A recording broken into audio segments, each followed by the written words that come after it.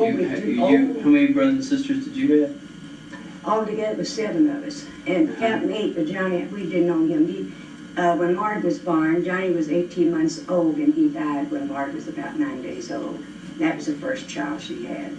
And then then it was Mark, her name was Margaret, and then me, and then Joe, and then Jan, and then Nick, and then Bill, every other one. Well, how big was your house that you lived in? We had 4 bedrooms, dining room, large kitchen, a living room. That was on, where was that at? 1613 Gallagher. Oh, they demolished all them houses there. They're all gone now. It was a school there, and they made the school bigger and just taking all that. Did you have a bike? Did you have a bicycle? Did I have a bike? Laura never could ride one. But my sister Mick, Dorothy, she could. She was a tomboy. She was looking, Kenneth was looking for his shoulder pads, and we couldn't find them. You played football? No. Yes, he did. Just with the group of children in the neighborhood. And was looking for them. We couldn't find them. We found Mick, and she had her shoulder pads on. She's about a block away, and she's playing football with about 5 boys. And she's the youngest girl. And Marge's the oldest. And then, like I told you, our ages. Well, what were you saying the other day about riding horses? Oh, me? We went, it was some friends of mother, and had a small farm, and they asked mother if I could come and visit them. And they had 2 girls, I don't even remember names because it was so many years ago. And so they was trying to teach me how to ride a horse, and we was on the road, and they said, well, grab a switch. I grabbed the switch, and the next day I had poised milk all over my face and all over my arms. And I never did ride that horse after that. And then, though, I will tell you, too, when we was all small, we used to have that boat down on 4th and River, and mother and a few neighbors and all of us would get together, and the boat would go up what they used to call Rhode Island. And then, and we had a picnic there, and we'd be there all day, and then we'd get back on that boat, and they had a great big steep hill, and they called it the Humpback. The Humpback? Yeah, because it went like that, it was so steep, and we would go on and, try to climb that, and, well, Where's this at?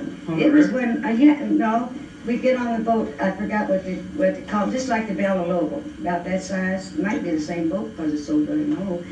And we get together and get on the boat, and didn't cost you but about a dime a piece, and go up all the way up the river, I guess about 10 miles or something like that. And they called it Rhode Island, and it was a picnic area. And they had a big hill, and we used to call it the Devil's Backbone. And we would climb that. I fell all the way down. I got up about 5 feet, and I fell, but it didn't hurt because, see, it was dirt. And it had like little steps built in. But if you missed that step, that was it. Well, this was down. Where did you get on the boat? 4th and River. 4th and River. That's when they had all the bricks that went right down to the river before they had the docks there. Yeah, you haven't seen it lately. Yeah, I have. It's been building it up, Well, what kind of streets they had? There were all the streets cobblestone or paved? Or what about ours was paved. Well, it was like. Did you have trains? Our street was like cobblestone, but they come along, and I don't know. It was some kind of blacktop with rocks. It was, and then after they got them all settled down, then about 3 days later, here come a truck with the tank on it, tar. And you know how they used to put the water spray the streets? Well, that's what that was, and put tar down there. And we used to get it when it was soft and roll it up and chew it. No, it didn't have taste. It was good for your teeth. Good for your teeth? I cleaned your teeth real good, man. And it wasn't bad. It wasn't bad. And then we had brick sidewalks, and then some bricks were out, and I fell, and I got a scar on this knee, and I got a scar on this knee from falling. I'm getting so old, it's fading out. It was right there. Let's see. Listen, there's one there. There's one there, and I guess that's been on me since I was about 13 years old. There and there. Can you believe that? What? What? Look, see? Well, I that many years. I never imagined they had brick sidewalks back then. Oh, God, yeah. What do you mean? They were bricks. They were. Well, I didn't know. I thought they were. No, Did you ever see a brick sidewalk or a brick street? Brick Street. Well, They did sidewalks these were too? square about like this, and about this wide, and about that thick. And they laid them, but they put concrete in between them. And see, after years, the concrete would come out, and see, that's where I fell and got that scar and got one on this day. Oh Lord, them days were good. We didn't have trouble like they do now, of all this fighting and cutting and that going on. What cut? Well, some People? colored people cutting colored people. Yeah, just come. Have you seen anything in the paper since you've been here? Oh, there's enough of it goes around. Yeah. It's terrible. I ain't kidding you. But it's amongst the colored people. It is. You have to be careful. And I tell you too what happened to me after Tom passed away. Fella came to the door and he asked. He said he had a flat tire and could he use the phone. And they're going, yes, and when he went to use the phone, he followed me out there and stood on the side of me.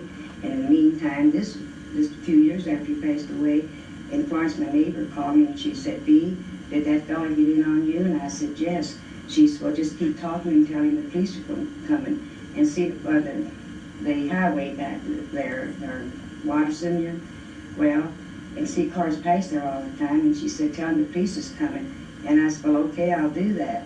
And I kept telling him, I said, you better get out of here, the police are coming. And I really got frightened. And first thing I know, the siren came, and boy, he beat it out the front door. And after that, I don't open my door to anybody. But now, since I got the new doors, if they're talking, I can't understand them. But if they've got a book or something in their hand, I just close the door in their face. Well, I wouldn't. Put up with it. Well, because I got those wrought iron doors, Danny, them real heavy doors. Yeah. And if you open that, it's hard to push. But they can have you open, pushing that out, they can get their hand in there quicker than you can pull a shut on them. So I keep that locked. And last night we went to bed and we forgot to lock that door. We locked the inside door, we locked that. Mm-hmm.